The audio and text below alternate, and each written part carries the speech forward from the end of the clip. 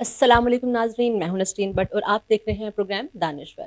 اپنے آج کے پروگرام میں جس شخصیت سے ہم آپ کو ملوانے جا رہے ہیں، جن سے ہم بات کریں گے ان کی زندگی کے حوالے سے، ان کے تجربات کے حوالے سے، اور یقیناً بہت ہی ایک فروٹفل سی گفتگو ہوگی۔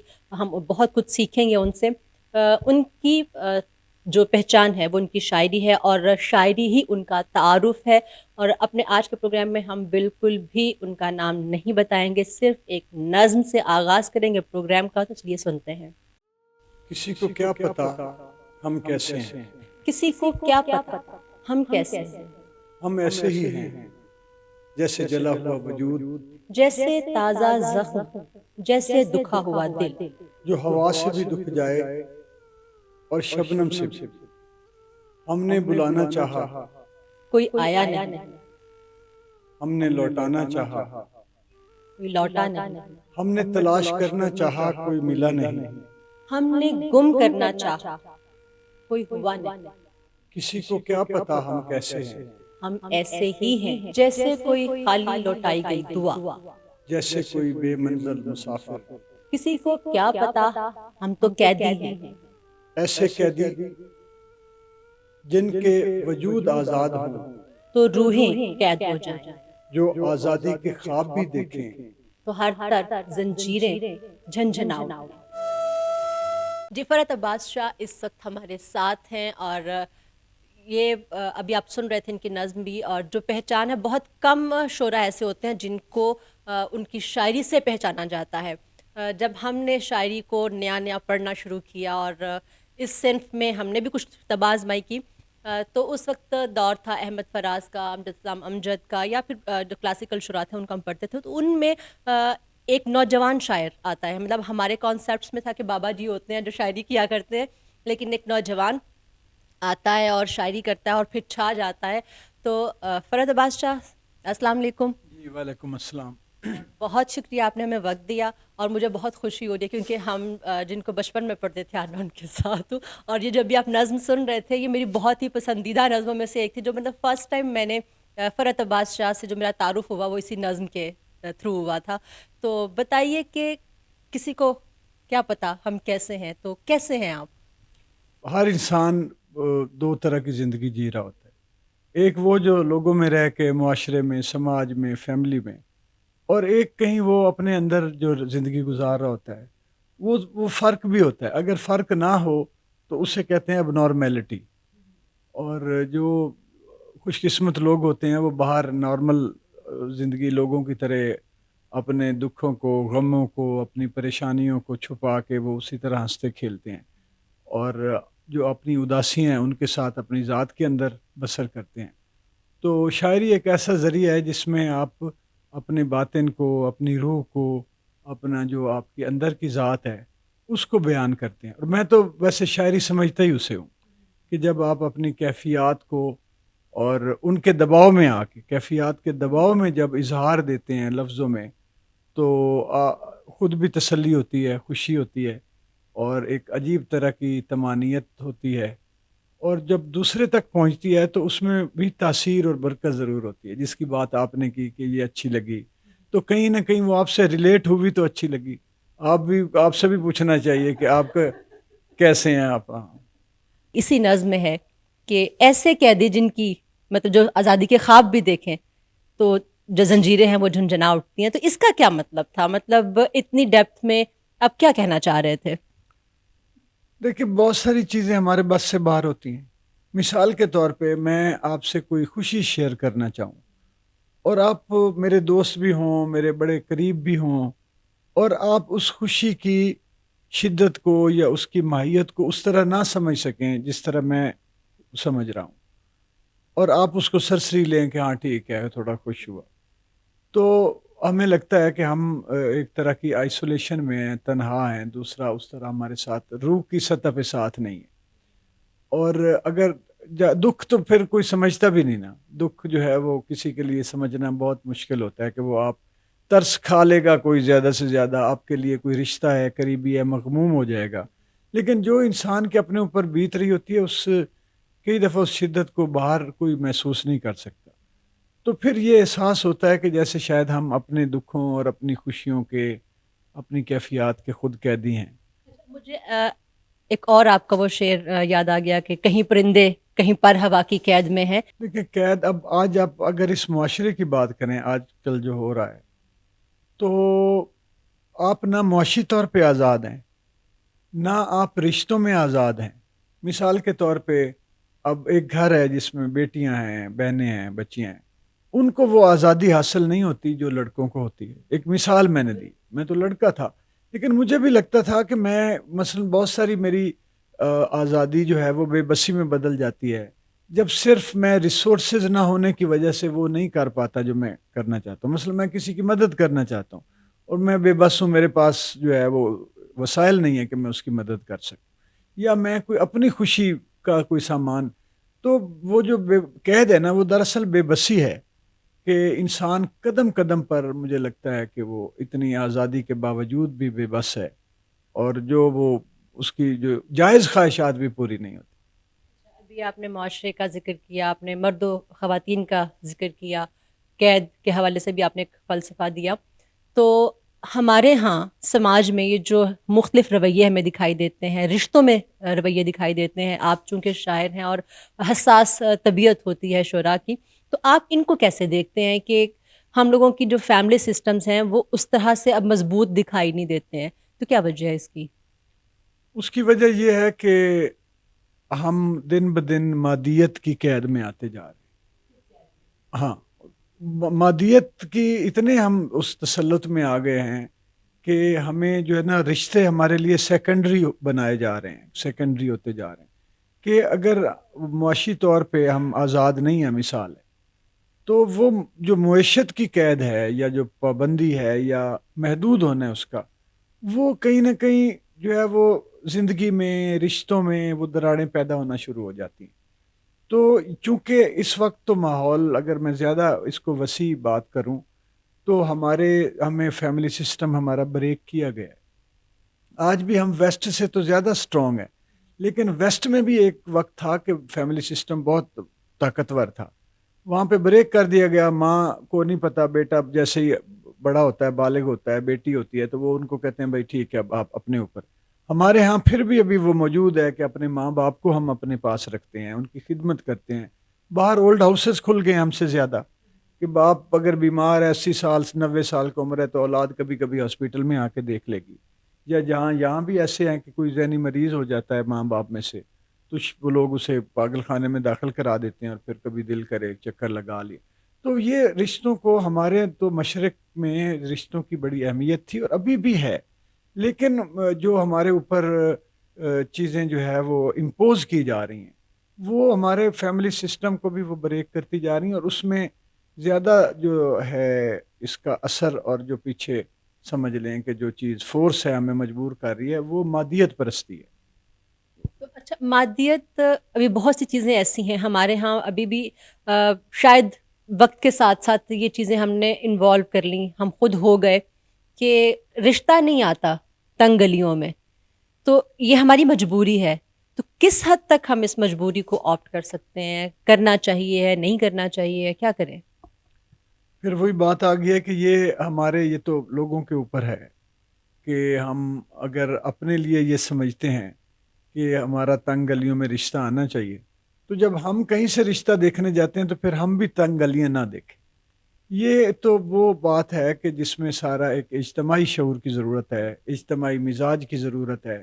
یہ کوئی ایک گھر یا ایک خاندان یا ایک کوئی ماں باپ، وہ پیرنٹس سنگل وہ نہیں کر سکتے. یہ تو معاشرہ ہے، اور معاشرے کے رویے جو ہیں وہ پنپتے ہیں ایک کلیکٹیو وزڈم سے، اجتماعی شعور سے. وہ اس وقت ہمارے ہاں وہ اسی کو، اجتماعی شعور کو جو ہے وہ بڑا کرش کیا جا رہا ہے. اور مادیت، آپ یہ دیکھیں کہ یہ جو ہمارے چینلز پہ اشتہار چلتے ہیں، ایک طرح سے وہ سارے پیسے سے ریلیٹڈ ہیں کہ آپ آسودگی لیں، یہ آپ لیں، آپ ہوا ٹھنڈی لیں، آپ ہیٹر لیں، آپ ڈرنک پئیں، تو وہ سارے پیسے ہی ہیں نا جی. تو وہ چیزیں ادھر دھیان دوڑ میں ہم لگ بھی گئے ہیں، اور اپنی ویلیوز جو ہے ہم وہ بھی دیکھ رہے ہوتے ہیں کہ رشتہ ہم طلب جو ہے کرنا ہے تو پھر بہت امیر کوئی لڑکا ہو، جب ہم جائیں تو پھر لڑکی امیر ہو. یعنی کہ ہم لوگوں کو مادیت کی طرف اٹریکٹ کیا جا رہا ہے. دھکیلا گیا، بالکل دھکیلا گیا مادیت کی طرف. بالکل. اچھا، اگر ابھی آپ بات کر رہے تھے اجتماعی مزاج کی، اجتماعی شعور کی، تو شاہ مزاج تھے، سائل کر کے کہتے ہو، سارا جیون گھائل کر کے کہتے ہو، تو جیون آپ نے گزارا ہے. ابھی آپ نے جو میں نے شعر بھی آپ کو سنایا کہ گھائل کر کے کہتے ہو، تو کیا جیون گزرا، کہاں گھائل ہوا، کیسے ہوا، آج بتائیں ذرا. اچھا، میرے بارے میں نا عام طور پر لوگوں کے اندازے جو ہے، میں آج بھی کسی دوست سے کہہ رہا تھا کہ میرے بارے میں لوگوں کے اندازے غلط ہو جاتے ہیں، کیونکہ زندگی میں بہت سارے لوگوں نے کوئی ایک شعبے میں کوئی ترقی کر لی ہوتی ہے، ایک شعبے میں زندگی لے، میں نے پتہ نہیں کتنے شعبوں میں گننا شروع کروں تو 14-15 ہو جائے. تو یہ کم وقت میں نے جو ہے وہ زندگی، مجھے لگتا تھا زندگی تھوڑی ہے تو جتنا میں جی لوں. باہر تو میرا اس طرح کا رہا کہ مزاج جو ہے وہ بڑا، میں نے یعنی کہ مطابقت کے ساتھ بھی رہا، اور مارشل آرٹ جو ہے وہ بہت انسان کو اعتماد بھی دیتا ہے. پھر میوزک کے ساتھ لگاؤ رہا، پھر یہ ٹی وی ریڈیو کا اینکر ہو گیا، وہ ہو گیا، پھر اکانومی میں گھس گیا، سائیکولوجی فلاسفی پڑھ لی، دبا کے وہ کام کیے جو میرا دل چاہتا تھا. لیکن کہیں محبت کے معاملے میں شاید انسان جو ہے وہ جتنا بھی شاہ مزاج ہو تو کہیں نہ کہیں پھر وہ لگتا ہے کہ ہاں گھائل ہو جائے. بالکل آپ نے ٹھیک. صحیح. اچھا، نہیں کہ آپ کہیں، میں نے پڑھا تھا عصمت چغتائی کے حوالے سے، کسی نے کہا کہ آپ اتنے افسانے لکھتی ہیں تو کہاں سے آئیڈیا آتا ہے، تو آپ کی گفتگو سے مجھے یہی لگ رہا ہے. انہوں نے بھی یہی کہا تھا، میں اپنے اندر اترتی ہوں، ایک افسانہ نکال کے لے آتی ہوں. تو آپ کو بھی شاعری کے لیے خود میں اترنا پڑتا ہے یا آپ معاشرے کو دیکھتے ہیں؟ بنیادی طور پہ تو میرے اندر جو شاعر تھا نا وہ خود میں اترنے والا تھا، لیکن وہ جو میں کیفیات تھیں وہ تھیں خارج کی دی ہوئی. یعنی مثال کے طور پہ اب میں اکیلا بچہ تھا گھر میں، تنہائی کا احساس، تو اگر 2-3 بہن بھائی ہوتے تو نہ ہوتا، یا گھر میں کوئی اور زیادہ رونق ہوتی، تو آتا تو خارج سے ہی ہے.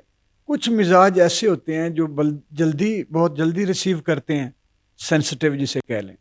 کچھ جو ہے وہ لائٹلی لے جاتے ہیں. یہ ایک اپنی ہر انسان کی مختلف ہے کہ کس کو کیا اللہ تعالیٰ نے کس معاملے میں اس کی سینسٹیوٹی زیادہ رکھی ہے، کم رکھی ہے.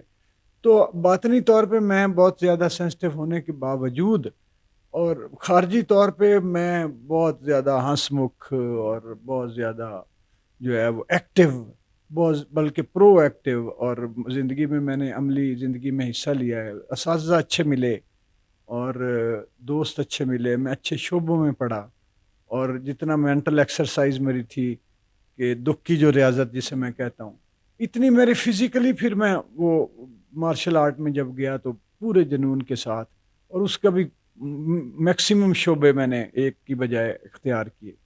اور جو میڈیا پہ جب میں آیا تو جابز بھی اپنی کی، سارا کچھ ایک پریکٹیکل لائف گزاری باہر، اور اندر اتنی اداس زندگی گزاری. اچھا، ابھی آپ نے ذکر کیا باطن کا، روحانی سلسلوں کا، تو کتنا آپ کا روحانی تعلق ہے اس ذات سے؟ یہ مجھے میرے اندر جو ہے دوسری تیسری کتاب تھی 90s کے بعد، ارلی 90s میں، تو مجھے یہ لگا کہ اصل میں محبت کے لائق جو کوئی اگر ذات ہے، ہستی ہے، تو وہ خدا کی ہے. انسان کو جو ہم سمجھ رہے ہوتے ہیں اور جس سطح پہ ہم اس کی پرستش اور پوجا شروع کرتے ہیں محبت کے جذبے کے تحت، عشق میں، وہ انسان اگلا بالکل ویسے نہیں ہوتا. ہم اس کو آئیڈیلائز کسی اور طرح بڑا ہائی کر لیتے ہیں. جب اس میں ہم انسانی شخصی خامیاں دیکھتے ہیں جو فطرت ہے وہ سب کے اندر ہوتی ہیں، تو پھر ہمیں وہ دھچکا سا لگتا ہے کہ یہ کیوں. ایکچولی انسان سارے وہ خوبیوں خامیوں سے بھرے ہوئے ہیں. وہ جو ہمارا، ہم اس کو کنسیپٹ بنا لیتے ہیں کہ ہم جس سے محبت کرتے ہیں وہ کوئی دنیا کی مختلف مخلوق ہے، تو ایسا ہے نہیں. تو وہاں مجھے یہ احساس ہوا کہ جو خدا تعالیٰ کی ذات ہے، جو ہمارا ایک انتہائی جو عشق کی جو سطح ہے، وہ پھر خدا کے ساتھ ہے یا خدا کے بندوں کے ساتھ ہے جنرل اوور، یا اس کے جو قریب ہیں، اس کے جو دوست ہیں، وہ اس قابل ہیں کہ ہم اتنی محبت کا اس سطح پہ جو جذبہ ہے ان کے ساتھ ہم منسلک کر سکتے ہیں. عام لوگوں کو پھر ہمیں دھچکا ہی لگے گا. ابھی ہم ذکر کر رہے تھے کچھ شعراء کے حوالے سے جن میں آپ آئے اور ایک بریک دیا، اور مطلب آپ کی شاعری، جو کتابیں آتی تھیں مارکیٹ میں، لائک وہ بک جاتی تھیں، اور لڑکیاں زیادہ آپ کی جو شاعری ہیں ان کی دیوانی تھیں. تو آپ لڑکیوں کے لیے شاعری کرتے تھے خاص طور سے یا کچھ اور آپ کے مائنڈ میں تھا؟ نہیں، کسی کے لیے شاعری اگر میں کرتا تھا تو پھر وہ اور طرح کی شاعری ہوتی. اور میرا تو جو تجربہ رہا کہ وہ اصل میں یوتھ جو تھی اس وقت، جو میرے ساتھ تھوڑا سا مجھ سے 5 سال چھوٹے، 10 سال، تو وہ جو میرے جو احساسات تھے وہ ان کے ساتھ میچ ہوئے. پھر مجھے جو ایک فائدہ یہ پہنچا کہ میں کوئی بہت ساری شاعری کو پڑھ کے، کلاسیکی غالب میر پڑھ کے یا سیکھ کے شاعری کو میں نہیں کر رہا تھا. میں وہ کر رہا تھا جو میرے اندر جو کچھ اترتا تھا میں بیان کرتا تھا. اب وہ چونکہ زیادہ اوریجنلٹی آ گئی، فیلنگز پر انحصار بڑھ گیا، زبان اور شعری جو فنی کام ہوتے ہیں وہ بناؤ سنگار والے لفظی بازی گیری اور میرے مصرے بنانے، وہ نہیں تھا. اس کی وجہ سے اس کی جو اوریجنلٹی اور طاقت تھی وہ میچ ہوتی گئی سب لوگ، کیونکہ وہ بھی کہیں کسی سطح پہ شاید ایک شاعری کو بہت خارجی سطح پہ پسند کرنے والا جو ہے اس کو تو شاید نہ اچھی لگتی ہو، لیکن جو دل سے پڑھنا چاہتے تھے، جو اداس لوگ تھے جو میری طرح، اور اس وقت تو مجھے لگتا ہے ساری ہماری اب بھی ہماری نسل جو ہے یہ ادھر نہ لگے سوشل میڈیا پہ، تو اس سے زیادہ ہم نے کچھ نہیں دیا نسل کو، نئے لوگوں کو، بچوں کو، اداسیوں کے سوا، محرومیوں کے سوا. تو وہ میچ ہو گئی. اور چونکہ دو باتیں تھیں لڑکیوں کے حوالے سے. ایک تو لڑکیاں ہمیشہ ہمارے معاشرے میں بچوں سے، لڑکوں سے پیچھے رکھی گئی، اور ان کے باؤنڈریز اتنی ہوتی تھی. بلکہ مجھے تو کئی دفعہ سمجھ آیا ہے کہ ہم شاید اب جیسے مثال ہے کہ یہ بھی تھا معاشرے میں کہ کوئی لڑکی جو ہے وہ کیسے، یعنی اس کو وہ اگر شاعری پسند کرتی ہے تو اس پر یہ بھی ہو سکتا ہے کہ اچھا یہ تو عشق مشوقی والی باتیں کیوں پسند کرتی ہے. کوئی خود کرنا چاہتی ہے تو اچھا اس کو کوئی محبت ہوگی عشق کو. بھئی وہ انسان ہے، اور کون انسان ہے شکر کریں کہ اگر کسی میں جو فطرت کے یہ جذبے ہیں، محبت ہے، عشق ہے، ایک دوسرے کے ساتھ اچھا لگنا ہے، یہ انسانوں میں، بیٹیوں میں بھی قبول کریں آپ، ہونا چاہیے. تو وہ معاشرہ اتنا ہمارا بیچارہ مسکین ہو چکا تھا کہ وہ کہتا تھا کہ نہیں، اگر لڑکا کہہ رہا ہے کہ جی مجھے کہیں محبت ہوگی ہے تو یہ تو ٹھیک ہے، لڑکی نے کہہ دیا تو آپ اس کو فوراً بندوقیں نکال لو آپ. تو میں سمجھتا ہوں کہ چونکہ لڑکیوں کو وہ پھر ایک ان کے دکھ کے ساتھ میں منسلک ہوا، ان کے مسائل شاید میرے جیسے ہی ہوں گے. کچھ لوگ تو یہ بھی سمجھتے تھے کہ یہ کوئی لڑکی ہے شروع میں. اچھا، کچھ لوگوں نے کہا کہ اس کو کوئی لڑکی لکھ کے دیتی ہے یہ، کیونکہ وہ جذبات میرے اتنے معصومانہ. اور اچھا، پھر میری شاعری میں کہیں ولگیرٹی نہیں تھی، کہیں یہ نہیں تھا کہ جی عورت کا میں سراپا بیان کر رہا ہوں، اس کی تو زلفیں ایسی اور قد ایسا، وہ نہیں تھا. روح موجود تھی، دل اس کا موجود تھا، اس کے احساسات موجود تھے. تو پھر وہ لڑکیوں کو بھی اچھا لگا کہ اس میں کوئی ڈسگریس نہیں ہوتی کہ یہ شاعر تو ہمارے لگے ہی صرف کلاسک شاعر ہیں، لڑکیوں کی تعریفیں کر کر کے اس کی آنکھ ان کو نظر آتی نہیں تھی اس وقت، چلمن سے لگی بیٹھی، اور ذرا سا کسی نے باہر دیکھا مر گئے وہاں پہ اور لٹو ہو گئے، اور گھوم گھوم کے اس کے ہاتھ. یہ تھا میرے اندر ایکچولی وہ انسان موجود تھا کہ جس کا میں دل اور جس کے دل قلبی حالات جو تھے وہ بیان کرتا تھا. ابھی آپ نے ذکر کیا اداسی کے حوالے سے، خواتین کی اداسی کے حوالے سے، کہ وہ شاید کہیں نہ کہیں ریلیٹ کرتی تھیں، لڑکیاں جو ہیں وہ آپ کی شاعری کو پڑھتی تھیں. تو مطلب آپ کی اپنی شاعری میں جو آپ تلمیحات یا تشبیہات لے کے آتے ہیں، جیسے اداس شامیں اجاڑ رستے کبھی بلائیں تو لوٹ آنا، تو کہاں سے لے کے آتے تھے یہ سب؟ آپ یقین کریں گے کہ میں، جب کہ یہ میری سیکنڈ ایئر کی غزل ہے، شام کے بعد میری سیکنڈ ایئر کی ہے، فرسٹ ایئر کے ادھر، یہ اس وقت یہ بھی کوئی نہیں پتہ ہوتا تھا. یہ ہاں، یہ یعنی کتنے چپ چاپ سے لگتے ہیں شجر، وہ مجھے لگتے تھے خاموش، اور مجھے اپنا آپ ان کی خاموشی، مجھے میری اندر کی خاموشی مجھے محسوس ہوتی تھی کہ یہ میرے اندر بھی درخت ہیں اور وہ اتنے ہی چپ ہیں. اور مجھے اداس رستے اجاڑ وہ سارا اسی طرح لگتا تھا، تو میں لکھ دیتا تھا. میرے اب جا کے بعد میں جب شعر و ادیبوں میں بیٹھنا شروع کیا، پڑھنا شروع کیا، تو پھر پتہ چلا کہ یہ تلمیحیں ہیں، یہ استعارے ہیں، یہ تشبیہ ہیں، یہ علامتیں ہیں، یہ چیزیں. اور پھر اس پہ بھی میں نے توجہ دی، اور لوگوں سے شاید بہت ساروں سے زیادہ پتہ ہے کہ کیا چیزیں ہیں. تو بنیادی طور پہ یہ نیچرل تھا بہت. اچھا، ابھی آپ نے ذکر کیا ایک ایسے سماجی پہلو کا کہ ہم نے آج کے جو بچے ہیں ان کو بہت سی چیزوں سے محروم کر دیا ہے، سوشل میڈیا پہ وہ چلے گئے ہیں اور اداس ہیں وہ بچے.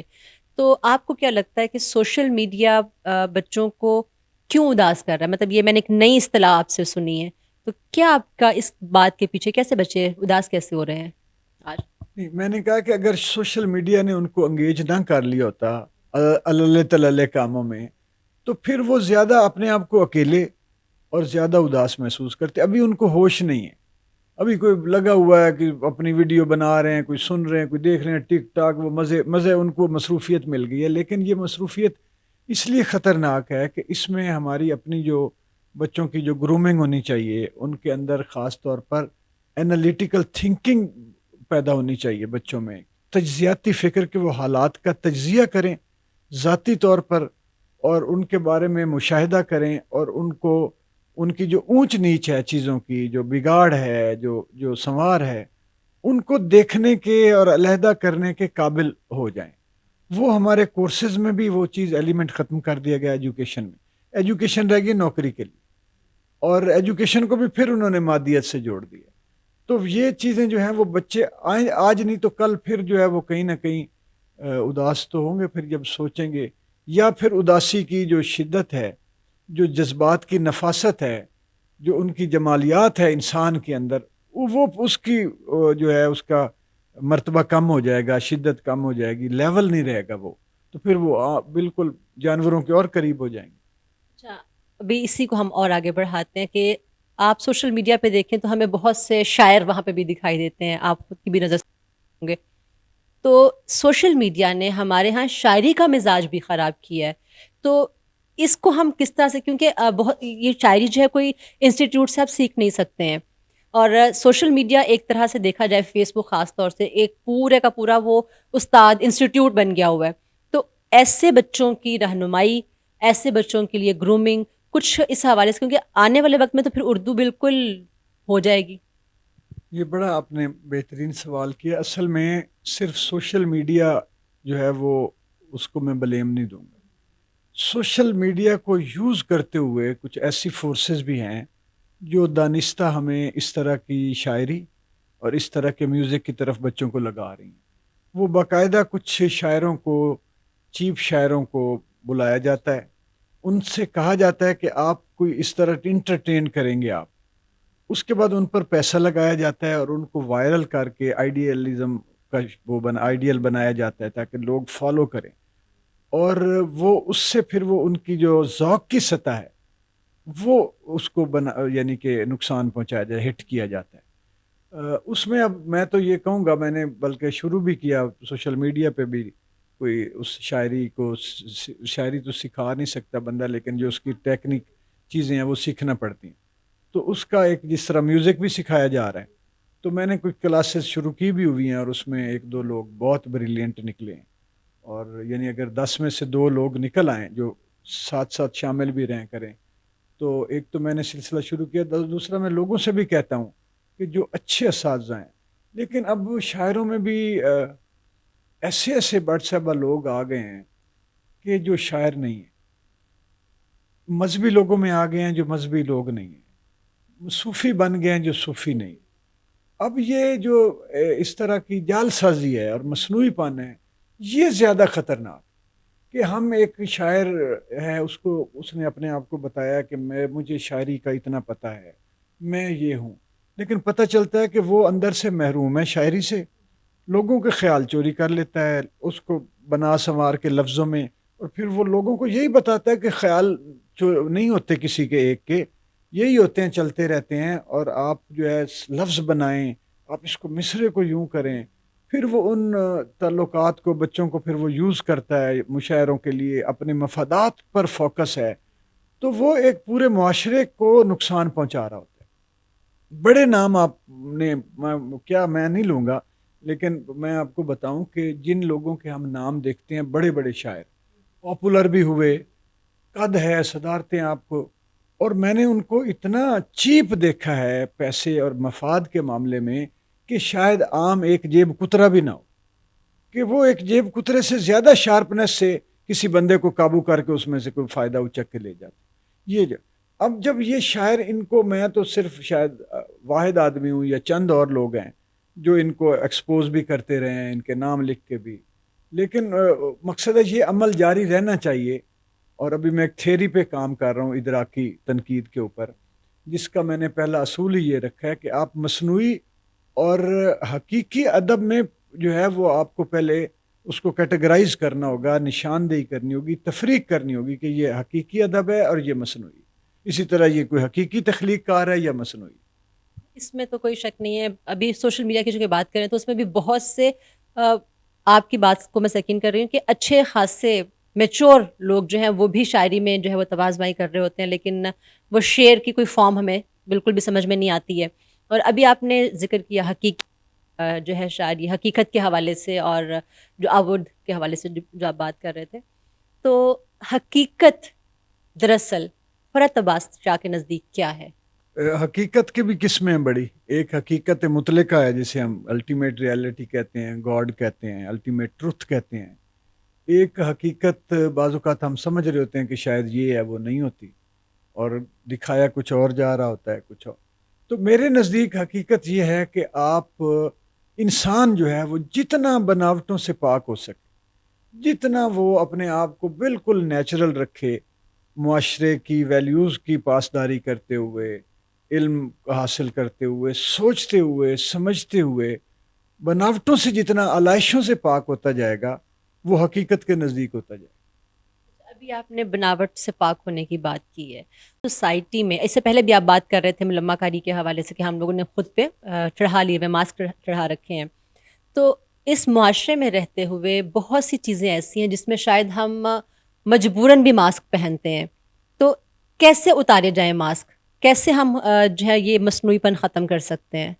دیکھیے، اپنی ٹریننگ تو یہ ہے کہ کہیں پہ پہننا پڑتا ہے تو آپ پہن لیں، اس کے بعد اپنی اس کو جو اندر ریئل سیلف ہے اس کو قائم رکھیں کہ ٹھیک ہے یار، ان لوگوں کو مجھے دکھانا پڑ رہا ہے تو ٹھیک ہے دکھاؤ گا، اور جیسے ہی آپ وہاں سے نکلو آپ اپنے اصلی حالت میں آ جائیں.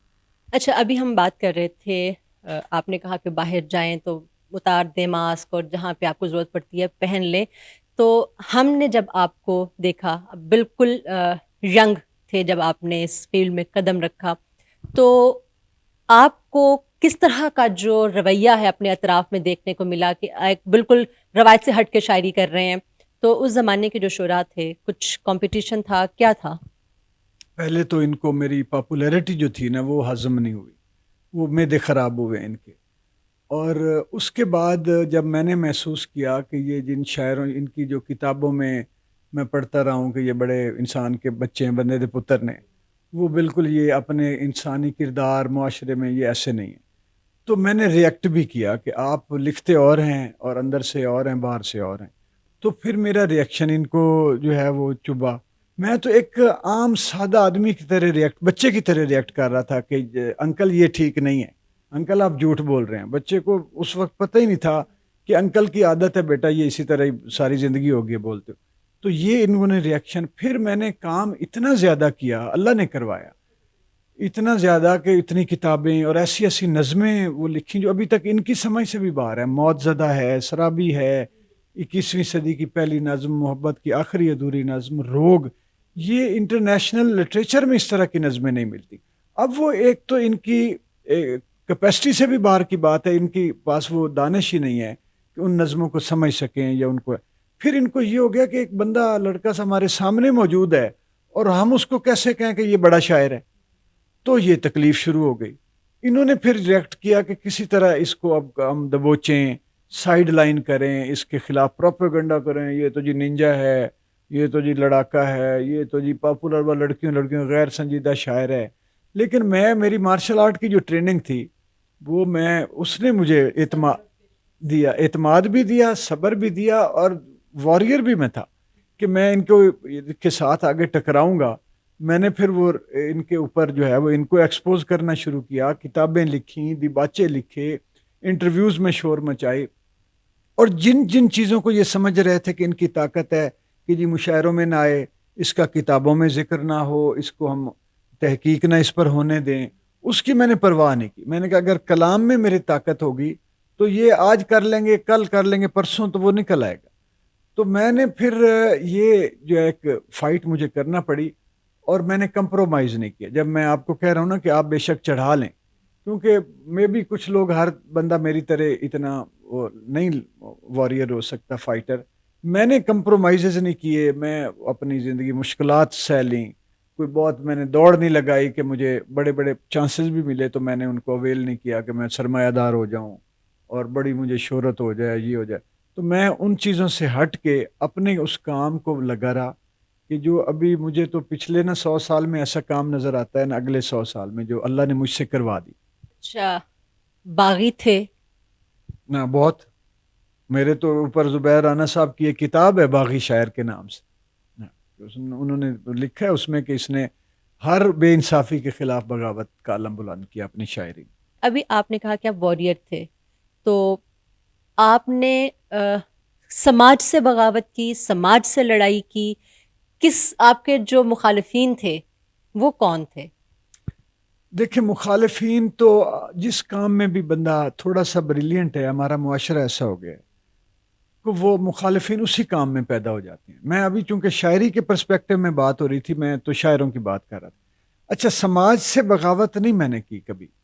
میں نے سماج میں ہونے والی بے انصافیوں اور جو سماج کو جبر جو اس کے اوپر کیا جا رہا ہے اور جو طاقتیں ہیں، جو طاقتور طبقہ ہے، حکمران طبقہ ہے، با اثر طبقہ ہے، ان کے تسلط اور جبر کے خلاف بغاوت کی.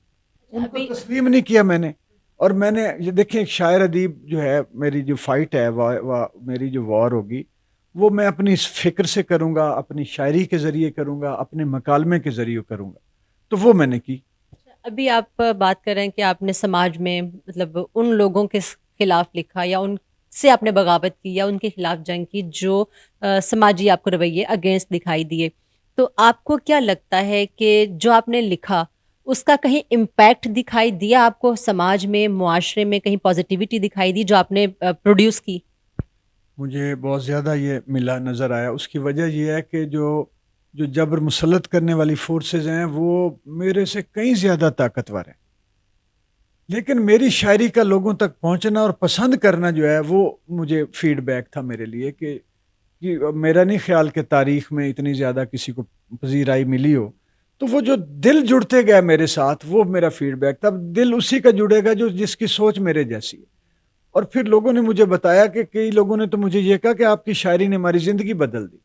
مثلا پچھلے دنوں ایک دوست ہیں میرے، وہ مجھ سے بھی اچھے شاعر ہیں، عابد حسین عابد. انہوں نے کہا یار ہم تو دکھوں کو سمجھتے تھے یہ قنوطیت ہے، مایوسی ہے، لیکن آپ کو شاعری پڑھ کے اور آپ کی سوچ جان کے ہمیں لگا کہ دکھ کو طاقت بنایا جا سکتا ہے. تو پھر ان لوگوں نے دکھ کو طاقت بنایا. کہیں میں نے کسی کا کوئی رو پڑا ہوگا شاعری پڑھ کے، کسی کی اداسی بانٹ لی ہوگی، کسی کے جو غم ہیں ان کے ساتھ کہیں میں اپنا غم کھڑا کر کے اس کی تنہائی کو ختم کیا. تو یہ چیزیں تو اتنی زیادہ ہوئی ہیں کہ مجھے نہیں لگتا کہ کسی اور شاعر کو ایسا فیڈ بیک ملا. ابھی آپ تھوڑی دیر پہلے ذکر کر رہے تھے کہ آپ کی شاعری میں جو ینگسٹرز ہیں، مطلب میں نے تو لڑکیوں کا حوالہ دیا لیکن آپ نے کہا کہ لڑکے اور لڑکیاں دونوں آپ کے ساتھ ایسوسیٹ ہوئے، آپ کی شاعری کے ساتھ انہوں نے ریلیٹ کیا خود کو. تو آپ کو کیا لگتا ہے، میں تھوڑا سا سیاسی سوال کرنے جا رہی ہوں، کہ آپ کو کیا لگتا ہے کہ یوتھ کو گریب کرنا، ان کے ایموشنز کو کور کرنا، ان کو مطلب اپنے بس میں کرنا جو ہے زیادہ آسان ہے؟ کیونکہ ہمارے ہاں موسٹلی پولیٹیکل جو لیڈران ہیں ابھی ریسنٹلی بھی کہ یوتھ کو وہ جو ہے وہ گریب کرتے ہیں. تو کیا یوتھ کو گریب کرنا آسان ہے؟ ان کو مطلب کس سینس میں، میں کہنا نہیں چاہ رہی لیکن کس سینس میں یوتھ کو ہم جو ہے وہ گریب کرنے کی کوشش کرتے ہیں؟ نہیں، یوتھ کو گریب کرنا بہت مشکل ہے. ہر ایج کے لیول، بوڑھا آدمی کسی لالچ میں آ جائے گا، نوجوان آدمی کم لالچ میں. بوڑھے آدمی کو یا کسی بچے کو کوئی آپ کھلونا دے کے بہلا سکتے ہیں، بوڑھے کو آئیڈیلزم دکھا سکتے ہیں. نوجوان جاتا ہے فیکٹس پہ. اگر اس کو تکلیف ہے تو وہ آپ کے ساتھ آپ کی بات سن کے کھڑا ہوگا، ٹرسٹ کرے گا. مس ٹرسٹ کریں گے اگلی بار مڑ کے نہیں دیکھے گا آپ کی طرف. تو نوجوان جو ہے اس کو اندر سے اللہ تعالیٰ نے اس کو یہ ساری قابلیتیں دی ہوتی ہیں کہ اس نے تو وہ مصلحتوں سے ناآشنا ہوتا ہے، وہ بہت ساری چالاکیوں سے ناواقف ہوتا ہے. وہ سیدھے دل، سچے دل سے وہ جو چیز اس کو سمجھ لگے قبول کرتا ہے. اس کو بددیانت آدمی بھی نظر آتا ہے، دیانت دار بھی نظر آتا ہے. تو وہ اس کو مشکل ہے نوجوان کو. ابھی آپ نے خود ذکر کیا کہ ہمارے ہاں رائٹرز کی آپ بات کر رہے تھے کہ وہ لکھنے والے کچھ اور تھے، جو الفاظ تھے وہ کچھ اور تھے اور جو ان کے اپنے فیسز تھے وہ کچھ اور تھے. نوجوان کیسے اس نقاب کو آئیڈینٹیفائی کر سکتا ہے؟ دیکھیں، ایک تو یہ ہے کہ کبھی نہ کبھی یہ آئیڈینٹیفیکیشن ہو جاتی ہے. اگر ایک ایج میں کسی نے ان کے اوپر تھوڑا کیا ہے تو 2 سال بعد وہ ان کے چنگل سے میں نے لوگ نکلتے دیکھے. میں نے کہا نا کہ وہ ٹرسٹ کرتا ہے، جب اسے مسٹرسٹ نظر آتا ہے تو وہ پھر بغاوت کرتا ہے وہاں سے. تو شاعر ادیب جو ہیں وہ، چونکہ یہ بڑی ایک چھوٹی سی کمیونٹی ہے، کوئی 100 بندے میں بیٹھا ہوا اپنے نمبر بنا، کسی نے 1000 میں بیٹھ گیا، تو ان کی وہ زیادہ چلتی نہیں ہے. کوئی ایسا اٹھتا ہے فرحت عباس شاہ کوئی نیا، تو وہ چھا چھو جاتا ہے. پھر وہ بھی جیسے آپ نے کہا، وہ اپنا ایسی چیز وہ اللہ تعالیٰ اس سے جو ہے کروا دے. مثلا مجھ سے پہلے جتنے اچھے جیسے فراز صاحب ہیں، امجد صاحب کو تو میں خیر اس لیول پہ نہیں سمجھتا کہ وہ کوئی بہت بلے کہ پاپولر ہو گئی نظمیں، ڈرامے سے زیادہ ان کو شہرت ملی ہے. اور وہ فراز صاحب یا فیض صاحب، ناصر کاظمی، خاص طور پہ میں نمیر ناصر، یہ نون میم راشد بھی دلوں کو نہیں چھوتا، ان کو بھی کورسز نے اور مدرسین نے بنایا ہے. لیکن مجید امجد کی نظمیں کہیں کہیں، اور راشد کی، اس کی ساحر لدھیانوی کی، اور ادیم ہاشمی کی، محسن نقوی، پروین شاکر، ان لوگوں نے دلوں کو چھوا. تو یہ جتنے بابے تھے یا دوسرے جو لکڑی کی شاعری کر رہے تھے، جنہیں میں کہتا ہوں، ان لوگوں نے کہا نہیں نہیں راشد، نہیں نہیں فلاں کوئی آدمی ہے، کوئی ثروت حسین ہے، کوئی فلاں، ان پہ جاؤ یار جو محدود سے تھے. یہ گمراہ کرتے ہیں اب بھی، لیکن لوگوں کو پھر سمجھ تو آ جاتی. اچھا، میں اس لیے یہ کویشچن کیا تھا کہ ہمارے یہاں، چونکہ میں کہا تھا تھوڑا سا پولیٹیکل سا، میں نے کویشچن کیا تھا کہ ہمارے یہاں یوتھ کو ہر سیاستدان جو ہے وہ اپنے لپیٹے میں لیتا ہے. آپ نے بھی اپنے یوتھ میں پالیٹکس کے ساتھ جو ہے وہ سفر کیا، اور ابھی تک ہم لوگ سب جو ہے وہ سیاست کے ساتھ کہیں نہ کہیں ہماری جو ہے وہ اٹیچمنٹ ہوتی ہے. تو یوتھ کو ہمیشہ استعمال کیا جاتا ہے. ابھی بھی یوتھ جو ہے وہ پاگلوں کی طرح ایک پرسنالٹی کے پیچھے جو ہے وہ اندھا دھند بھاگ رہی ہے. تو آپ کو کیا لگتا ہے کہ اس وقت ہمارے ہاں جو سیاسی صورتحال ہے اس میں لیڈر کون ہے؟ آپ یہ دیکھیں کہ آپ نے عمران خان صاحب کی طرف اشارہ کیا ہے کہ یوتھ جو ہے پاگلوں کی طرح ایک آدمی.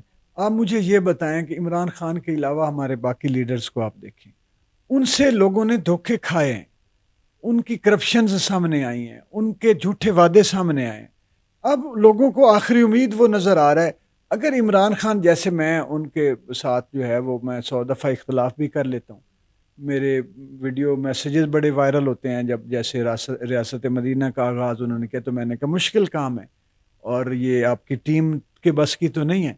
اور میں ان کے جیسے یہ مذہبی ٹچ والی بات تھی، اس پہ میں نے رولا ڈالا. لیکن اس کے علاوہ میں آپ کو ایمانداری سے بتاتا ہوں کہ کہاں جائے پھر ہم باقیوں کو، تو اپنے سوائے پیسوں کے اتنا وہ حصہ. ابھی جو آپ صرف یہ دیکھ لیں کہ اس حکومت کے پاس 1.5 سال باقی رہ گیا تھا، اور یہ ٹریک پر کوئی مانے نہ مانے، جاہل کبھی نہیں مانے گا، یہ ٹریک پر تھی. اور آج جن کے کاروبار، جن کی ملیں بند ہو رہی ہیں، اب ان کو نظر آ رہا ہے کہ یار اس وقت تو ہم ایک مل اور ہم نے کھول لی تھی، آج ایک مل بند ہوئی ہے، 5000 ورکر بے روزگار ہو گیا. تو انہوں نے یہ سارے چیمپئن بنتے ہیں جمہوریت کے، مساق کے جمہوریت کرتے دوڑتے ہیں، 1.5 سال کرنے دیتے ان کو. یہی اسی اسٹیبلشمنٹ کے خلاف سارے ماتم کرتے رہے ہیں، اسی کے ساتھ مل کے انہوں نے ایک چلتی ہوئی حکومت کو اٹھا دیا ہے، جمہوریت ختم کر دی ہے. اور اب 5 مہینے میں جتنا سفر کیا پاکستان میں، آپ نے، میں نے، ہر بندے نے، وہ تو لگتا ہے پچھلے 50 سالوں میں اتنا تکلیف کا شکار نہیں ہوئے. تو نوجوان جو ہے نا، وہ بڑا مقصد ہے کہ وہ بے وقوف نہیں ہے، اس کو دکھائیں کوئی اس سے بہتر آدمی دکھائیں، اس کے پیچھے لگ جائے گا. اچھا، تو اسی تناظر میں آپ کو پاکستان کا جو مستقبل ہے، سیاسی مستقبل، وہ کیسا دکھائی دیتا ہے؟ مخدوش. تشریح اس کی تھوڑی. مجھے ابھی جو حالات ہیں پاکستان میں، ہمیں پتہ، مجھے یہ اب آ کے پھر، پہلے ہم سنتے تھے، اب یہ ہم یعنی تجربے سے گزرے ہیں کہ کچھ طاقتیں نہیں چاہتی کہ پاکستان ترقی کرے، پاکستان کی عوام خوشحال ہو. عمران بہت زیادہ ان کے ہاتھ سے نکلا تو اسے بھی مار دیں گے. ابھی تک اس لیے اس کو نہیں مار رہے کہ اس نے لوگوں کو، پبلک کو انقلاب کے راستے سے روکا ہوا ہے. وہ بتی کے پیچھے لگا کے وہاں بلا لیتا ہے ڈی چوک میں، اور اس کے بعد نعرے نورے لگا کے 2-4 شیل کھائے واپس چلا گیا. اس کی بھی مجبوری ہے، اسے پتہ ہے کہ ملک برباد ہو جائے. اور وہ چونکہ اس طرح کا انقلابی نہیں ہے جس طرح کے سوشلسٹ انقلابی ہوتے ہیں. ہاں، یہ پوپلا انقلابی ہے بنیادی طور پہ، یہ تبدیلی والا آدمی ہے، انقلاب والا نہیں ہے. تو اس لیے وہ دیکھتا ہے کہ یار ملک برباد نہ ہو، جبکہ اس کے جو سامنے جو کھڑی ہیں قوتیں، ان کو پرواہ ہی نہیں ہے، وہ تو ملک کو برباد کر چکے ہیں. دیکھیں، اگر میرا کھانا پورا نہیں ہو رہا، آپ کے پاس علاج کے پیسے نہیں ہیں، یہ ہمارے بچے پیچھے کھڑے ہوئے ہیں کیمرے کے، ان کے روزگار ان کو نہیں ہے، تنخواہیں پوری نہیں ہیں، تو ہمارے لیے تو برباد ہو گیا ملک. جب ہمارے لیے ہو گیا تو جن کے پاس یہ سارا کچھ ہے، ان کے لیے کیوں پھر چھوڑا جائے؟ تو پھر اگر برباد ہونا ہے تو پھر سارے ہی ہوں، ان کو بھی پتہ چلے کہ بربادی ہم تک پہنچ، جو بربادی انہوں نے ہماری طرف بھیجی تھی وہ لوٹ کے ان کی طرف جائے، تو پتہ چلے کہ یہ ہم نے شروع کی تھی ہم تک پہنچی۔ تو ابھی مجھے لگتا ہے کہ عمران میں وہ سکت نہیں ہے، وہ انقلاب کا کوئی سلسلہ سوچے، اور قومیں تقدیریں ہمارے اوپر جو اتنی بڑی جو بین الاقوامی فورسز ہیں، سرمایہ دارانہ نظام ہے، اس کی اتنی زیادہ ہمارے اوپر پنجے ہیں، اتنے سخت دباؤ ہے کہ ہمارے اب لوگ فوج فوج کرتے ہیں نا، جتنی میں سمجھتا ہوں فوج بے بس ہے، اور فوج کو بھی تو ہے نا، اس کو بھی نرغے میں لیا ہوا ہے کہ پتہ نہیں کس کو کب وہ مار دیں، ہمارے کسی کو کہاں پہ جنگ شروع کروا دیں، ہیلی کاپٹر گرا دیں، جہاز گرا دیں۔ تو آسان اتنا نہیں ہے پاکستان کا اتنے چنگلوں میں سے بچ کے نکل۔ ابھی آپ بات کر رہے ہیں تو بات سے بات کوئی نہ کوئی آ جاتی ہے۔ ابھی آپ نے کہا کہ فوج جو ہے اس کو بھی مطلب دباؤ میں لیا جا رہا ہے یا وہ دباؤ میں ہے اس ٹائم۔ ابھی ریسنٹلی ایک واقعہ گزرا ایک صحافی کے مرڈر کا، تو اس کو بھی کہیں نہ کہیں گھما کے اسٹیبلشمنٹ کے ساتھ جوڑا جا رہا ہے۔ تو آپ چونکہ نبض شناس ہیں معاشرے کے، تو آپ اس کو کس طرح سے دیکھتے ہیں؟ دیکھیں، اگر تو کہیں اس میں جیسے لوگ کہہ رہے ہیں کہ جی اسٹیبلشمنٹ جو ہے وہ اس میں ملوث ہے، تو تب بھی پاکستان کے لیے اتنی بڑی یہ واقعہ، ارشد ہمارا بھائی تھا، اور ایسے خوبصورت انسان معاشروں میں اب کسی سے بھی برداشت نہیں ہو رہا، یہ دکھ اس کا نہیں ہوتے پیدا، یہ معاشرے کی جان ہوتے ہیں یہ لوگ، یہ ایک معمولی لوگ نہیں ہوتے۔ تو یہ جو ظلم ہوا ہے، یہ اگر تو اسٹیبلشمنٹ میں نے کیا ہے تو پھر بھی پاکستان کی تباہی پر اس کے اثرات ہوں گے، تباہی ہوگی۔ اگر انہوں نے نہیں کیا، دشمنوں نے کیا ہے، تو تب بھی وہ وار کر گئے دشمن ہمارے پاکستان، اور وہ ایسا خوبصورت آدمی تھا کہ میں بیان نہیں کر سکتا، اور اتنا سچا صحافی، ہر تیسرا آدمی بکا ہوا ہے یہاں، ہر چوتھا آدمی۔ یہ جو لوگ ہوتے ہیں یہ صدیوں بعد پیدا ہوتے ہیں کہ جن کو اپنے وطن کے لیے، ایک بھائی دھرتی پہ قربان ہوا ہے، دوسرے کو آپ نے قربانی لے لی ہے اس سے۔ تو یہ جس نے بھی کیا ہے، یہ پاکستان کا، یہ ہم سب کا، ہمارے معاشرے کا، ہماری قوم کا دشمن ہے۔ یہ کوئی خیر خواہ آدمی نہیں ہے جس نے بھی اس کو اتنے ایک، میں تو کہتا ہوں کہ اس نے پاکستان کی پیٹھ میں چھرا گھونپا ہے، اور پاکستان کی کے ساتھ محبت جو ہے، محبت کو قتل کیا گیا۔ بہت خوبصورت آپ نے کہا، پاکستان سے جس کو محبت نہیں ہے اس نے محبت کو قتل کیا، مطلب یہ ارشد کا قتل نہیں تھا۔ اس میں کوئی شک نہیں ہے کہ بہت بڑا لاس ہے یہ ہم سب کے لیے، صحافی برادری کے لیے۔ یہاں پر یہ ہمارے ساتھ شاعر ہیں اور یہ نبض شناس ہیں معاشرے کے، جیسا میں نے پہلے بھی کہا۔ تو ان کا پین جو ہے، میرا خیال ہے کہ پاکستان کے ہر اس حساس فرد کو ہے جو واقعی میں دل رکھتا ہے۔ تو آخری ایک بات آپ سے پوچھوں گی اسی تناظر میں کہ پاکستانی جو ٹیلنٹ ہے اس کو محفوظ کس طریقے سے کیا جا سکتا ہے؟ خود اب کریں گے ہم تو ہوگا، حکومتوں پر بھروسہ نہیں کیا جا سکتا، اور باقی جو ایجوکیشن یا دیگر جتنے بھی ادارے جو انفلوئنس رکھتے ہیں، تعلیم کا نظام ہمیں گمراہ کر رہا ہے، اور یہ فریب ہے، بچوں کو ہمارے انالیٹیکل تھنکنگ چھین رہا ہے، ان کو روبوٹ بنا رہا ہے۔ یہ تو اب، اور میڈیا بھی جو ہے وہ بھی اتنا رول ادا کر پانے کی پوزیشن میں نہیں ہے، مجھے نہیں لگتا۔ ایک آدھ کوئی آپ جیسا چینل ہوگا جو کاروباری چاہے وہ ہسپتال ہیں، تجارتی کالج یونیورسٹی ہیں، میڈیا ہے، یہ تو صرف پیسہ کمائے گا۔ یہ اپنے طور پہ ہمیں جو کر سکتا ہے کہ ہم خود اپنی بھی حفاظت کریں، اپنی روح کی، اپنے دل کی، اپنے ذہن کی، اپنے کردار کی، اور لوگ جو اس طرح کا شعور رکھتے ہیں وہ ایک دوسرے کو سپورٹ کریں، رہنمائی کریں، تب ممکن ہے۔ یہ اداروں کا اور حکومتوں کا، حکمرانوں کا کام ہوتا ہے وہ اور طرح کے، وہ ایسے کام کرنے والے نہیں۔ بہت شکریہ، آپ نے ہمیں اتنا ٹائم دیا، اور پریشان تو نہیں کیا؟ نہیں، مجھے تو یہ بہت اچھا لگا ہے، کیونکہ اس طرح کسی نے شاعری پڑھ کے محسوس کر کے، تو بہت شاید کوئی کم ہی ہوگا جس طرح مجھے خوشی ہوئی ہے کہ میرا جو ہے وہ آپ کے ساتھ جو ایک ویو لینتھ ہے وہ ایک تھی۔ یہ مجھے خوشی ہوئی کہ یہ دفعہ تو مجھے آپ نے رلانے کی بھی کوشش کیا، اس میں بال بچاؤں میں۔ چلیں، یہ میں نے ان سے زبردستی اپنی تعریف پہ کلمات جو ہے نکلوائے ان سے، تو تھینک یو سو مچ، بہت شکریہ۔ اور آپ کو کیسا لگا پروگرام؟ اپنی رائے سے ہمیں آگاہ ضرور کیجیے گا، آئندہ کسی نئے پروگرام میں کسی نئے ادیب، کسی نئے شاعر، کسی نئے دانشور کے ساتھ دوبارہ آپ کی خدمت میں حاضر ہوں گے. تب تک کے لیے اپنی میزبان نسرین بٹ کو دیجیے اجازت. اللہ حافظ.